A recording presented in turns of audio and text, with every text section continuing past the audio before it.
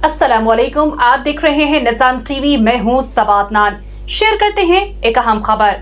Saudi अरब के दारुल हुकूमत Riyadh में यौम पाकिस्तान के मौके पर सफारत खाना पाकिस्तान में परचम कुशाई की पुरवकार तकरीब मुनक्किद हुई। इस मौके पर सफारती अमला, मुसल्लह फ़ौज के अफसरान, ख़वातीन, मर्द और बच्चों की बड़ी तादाद मौजूद थी।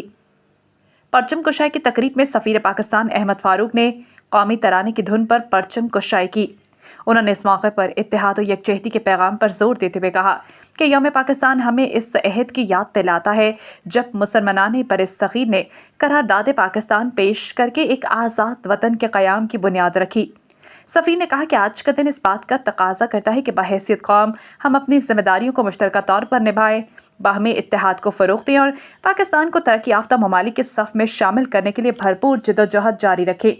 सफ़ीर पाकिस्तान ने पाक सऊदी बरदराना ताल्लुकात में दिफाई मुआहदे को भी अहम करार दिया और कहा कि दोनों ममालिक के लिए खुशाइंद है। तकरीब के दौरान सदर पाकिस्तान आसिफ अली ज़रदारी, वज़ीर आज़म शहबाज शरीफ और वज़ीर ख़ारिजा इसहाक़ डार के खुसूसी पैगामात भी पढ़ कर सुनाए गए, जिन्हें बिलतरतीब सफारती अफसरान किरण अकबर, मवाहिद कियानी और साद अजीज़ ने पेश किया।